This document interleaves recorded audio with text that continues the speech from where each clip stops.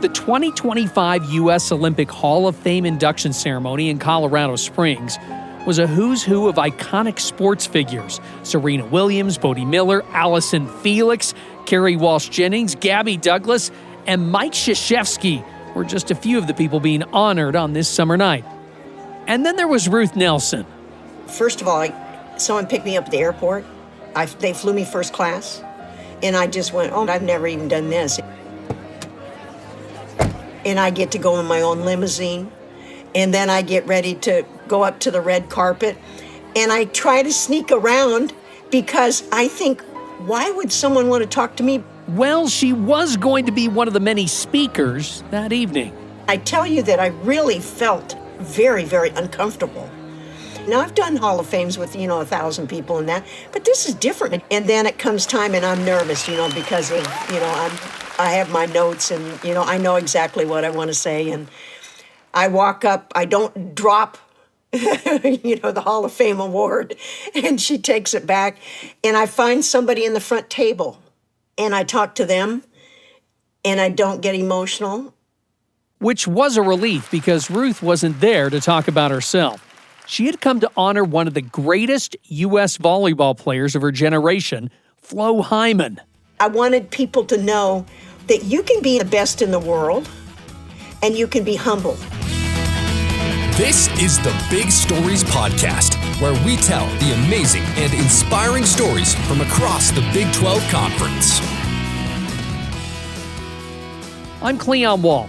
As the Big Stories team searched for inspirational tales to tell, we found an online post from the University of Houston about Flo Hyman, her induction into the U.S. Olympic Hall of Fame, and the retirement of her Houston Cougar jersey.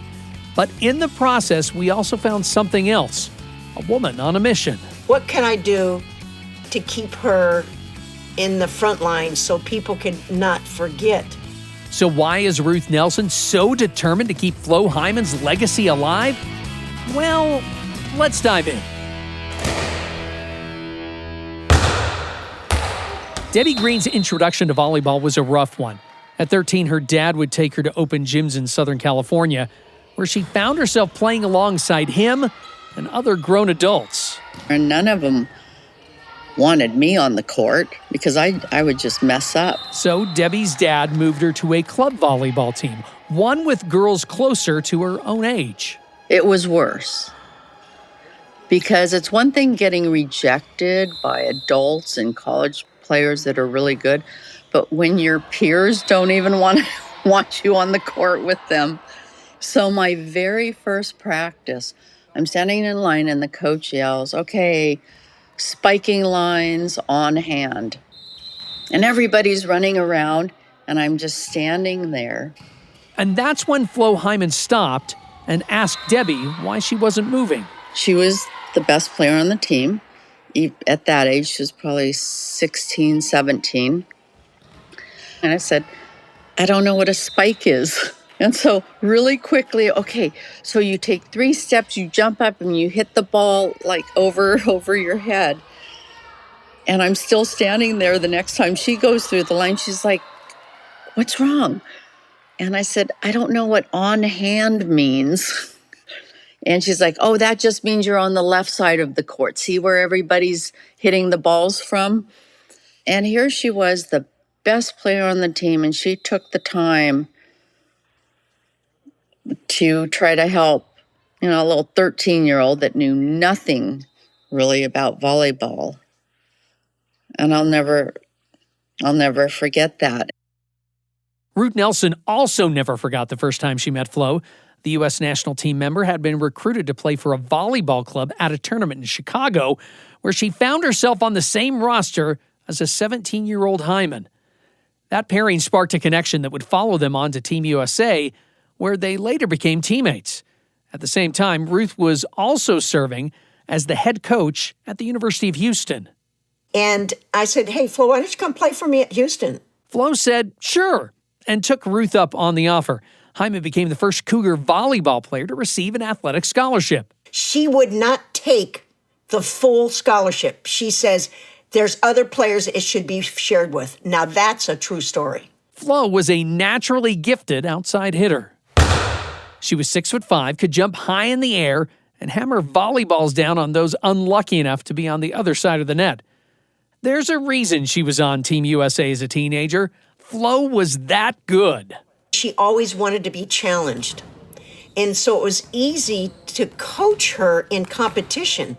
Now to get her to work in practice, that's a different topic. Flo was probably one of the laziest players I've ever trained. And she admitted that. And she says, Ruth, if I'm the laziest player, why do I have to practice? Well, it was obvious she did practice. And she says, but I've got you to push me. And Ruth pushed her and pushed her and pushed her. She always kind of would give me the look and say, okay, Miss Nelson. And I knew that's like, okay, she doesn't really want to do that. I go, no, you're playing right side, But Flo understood Ruth was doing everything she could to make her better, even when that meant pushing her into a position change. I said, Flo, in order for you to really understand the game, you understand the hitting, you understand the blocking, now the defense, what if you did setting? And she said it helped her become a better all-around player. Flo, however, wasn't yet that complete volleyball player when she left Houston after 3 seasons to play for the U.S. national team full-time. American head coach Ari Sellinger considered playing her less because her defense was a bit iffy. That's when Flo humbled herself and called Ruth. So I used to fly up to Colorado Springs. We kept it secret. We would get up at 6 o'clock in the morning. We would go run on the track as a warm-up. We would go in the racquetball court, and I would bang balls at her to get her defense. We would hurry up and get back. We would take our showers, and then we would be back at the training center to eat breakfast, and no one ever knew we were up training. And she said, Ruth, I am going to be a 6 rotation player. She was one of the best hitters in the world. Remember Debbie Green, the teenage girl who Flo helped in her first day of club volleyball practice? Well, she grew into a standout college volleyball setter who earned a spot with Team USA. USA Volleyball wasn't like a top team in the world. So she was a big part of bringing USA Volleyball to become a power in the world. They were ranked number 1 in the world in 1980. And the U.S. was favored to win the gold medal at the upcoming Summer Olympics in Moscow. At that time, there weren't a lot of sports that were beating the Russians and the East Germans, right? But we were beating the Russians and the East Germans, and we were very confident. It wasn't just to compete, or experience the Olympics. It was, we're going to win a gold medal. But Flo, Debbie, and the rest of the U.S. volleyball team never got the chance to prove they were the best in the world that year. The United States boycotted the Olympics after the Soviet Union, then including Russia, invaded Afghanistan. Debbie felt like she was robbed of the opportunity to win a gold medal. But even before the Olympic boycott, Flo would talk about she wanted to compete in the '84 Olympics when we knew it was going to be in L.A. Even though Debbie had planned to retire from international volleyball after the 1980 games, she came back one more time to chase gold alongside Flo in their home state of California. Team USA showed why they were one of the favorites in the volleyball field, winning every match leading up to the gold medal game against China. I remember marching in the first time and on the end line and the butterflies. I didn't think I'd be that nervous, but it was just so much fun being Flo's setter. But it wasn't meant to be. Debbie recalled that Flo played on an injured foot, and China swept the match in straight sets. I felt as the setter, which is like being the quarterback of the team, I just felt I should have done better. I should have played better.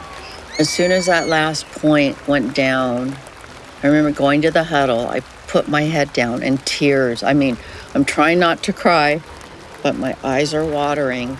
And I thought Flo, being Flo and being, she's so driven, so that she'd be upset, disappointed. And She wraps her long arms around us in the huddle. We had a tight huddle. And she said, hold your head up. She's like, we should be so proud of what we've done.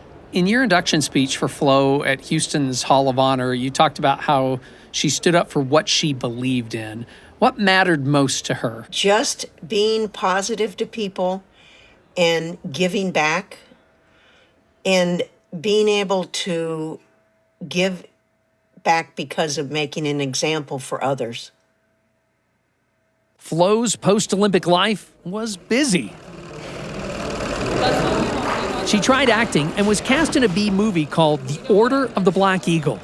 And funny as everybody says, well, what was she doing? I said she was a knife specialist and her name was Spike. And they said, you gotta be kidding me. Flo also took her volleyball talents overseas, playing professional volleyball in Japan with fellow Team USA player Rita Crockett. Rita told me, which I didn't know, they had cartoon shows about them.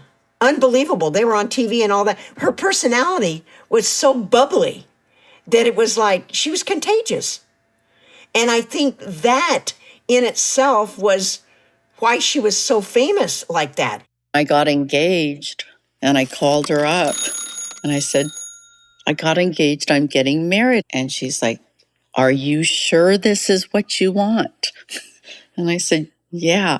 She's like, Debbie, you have so much opportunity. You can do so much. You can make so much money now, and do all this. And you really want to get married? And I said, yeah, I'm ready. I'm done with that. I want to get married. And she thinks about, she's quiet.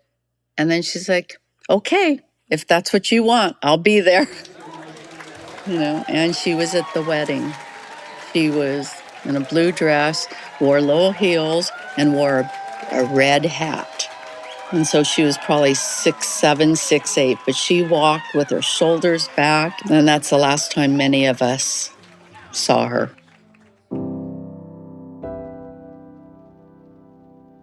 January 24th, 1986. Flo Hyman was playing in a volleyball match for her Japanese team when she took her seat on the bench, just a routine substitution. She slipped from her seat onto the floor. She died moments later. Flo was only 31. It was sad. She had so much future still in her. She had so much passion. She wanted to do so much still for her life. And to lose someone like her is, you just don't expect to ever get news like that. An autopsy showed that Flo died of a ruptured aorta caused by Marfan Syndrome. So Marfan Syndrome is a connective tissue condition. This is Eileen Novins with the Marfan Foundation. They affect every part of the body, and most dangerously, the cardiovascular system. The aorta, which is the artery that takes blood away from the heart, is prone to enlarge and can tear or rupture. And so that's a life-threatening part. Flo's story is important because Flo actually did display a lot of the outward signs of Marfan syndrome. She was tall and lanky, her hyperflexible, and so a lot of those features really push kids, for example, into competitive sports like volleyball, like basketball, because those are features that make kids successful in those sports. But actually, if they know they have this diagnosis, there are limitations that they may need, especially in competitive sports. Flo's death was tragic. An extraordinary athlete gone in her prime because of a condition few people even knew existed. But maybe, just maybe, if Flo were still here, this is the moment where her trademark positivity would break through the darkness. Because the truth is, Flo's passing has helped countless others. Her death led to a cover story by Sports Illustrated and other awareness campaigns. Dr. Reed Peretz at Johns Hopkins, who was one of our co-founders, he was on Good Morning America talking about Marfan syndrome. At that point, we were a small kitchen table, literally kitchen table organization in a little town outside of New York City on Long Island. And it was before the internet, before email, before we had an 800 number. And so our then chairperson, her house was flooded with mail. And it really catapulted the foundation to another level at that point. I mean, still to this day, I meet people who say they were diagnosed because one of their relatives read about Flo's story and the features that she had, learned about Marfan, and they were diagnosed as a result. It's opened up all kinds of opportunities for grants and, research. And now, because of that screening, that pre-screening for Marfan Syndrome is really one of the best things that athletes could ever do, because now they can test for it. Since Flo's passing, Ruth Nelson has done all she could to make sure Flo Hyman's life, legacy, and death are never forgotten. She's conducted volleyball clinics in her honor, printed her face on T-shirts, and talked about Flo's greatness on and off the court. You're talking about somebody who really, in the first place, really didn't believe in herself. The whole idea is that she wanted people to know you can still get better. Ruth even launched a website to tell Flo's story and share information about Marfan Syndrome. And she never misses a chance to talk, even to podcasters like me. Ruth, what does your relationship with her mean to you? I always remember to laugh and to find any kid that doesn't believe in themselves. When Ruth stepped up to the microphone at the U.S. Olympic Hall of Fame induction ceremony, she shared many of the same stories you've heard in this episode. Flo's laziness at Houston and her eventual drive to become a great all-around player.